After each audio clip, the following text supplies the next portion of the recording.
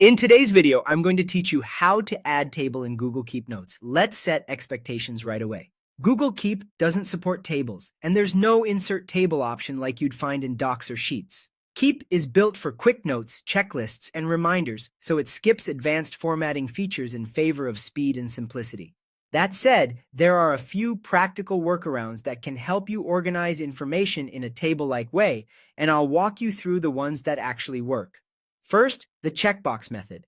This is the closest alternative to a basic table. Create a checklist and treat each line as a row. For example, you could write entries like name, person A, paid, name, person B, pending, or name, person C, done. Each line becomes a single row, and you can reorder rows by dragging the handles on the left. This works well for status tracking, to-dos with labels, or lightweight logs. It's quick, clean, and keeps the note easy to update on mobile or desktop. Second, try manual spacing with plain text. Type your headers on one line, then line up your columns with spaces on the lines below. For instance, name status amount, followed by person A paid 100 and person B pending 200. It won't be perfect, especially across devices with different fonts, but it's fine for simple data. Keep your labels short and add a little extra spacing where needed to keep things readable.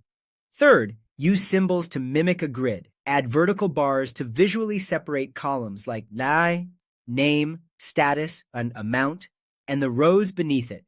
This looks like a table, but it's still just text, so there's no sorting, merging, or formatting. Be mindful of line wrapping on smaller screens and use consistent spacing around the bars for a tidy look.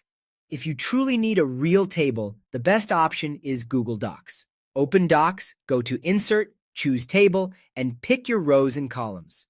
Docs supports full table formatting and editing, so you can style headers, adjust widths, and keep your data structured. Finally, use the Copy to Google Docs trick from Keep.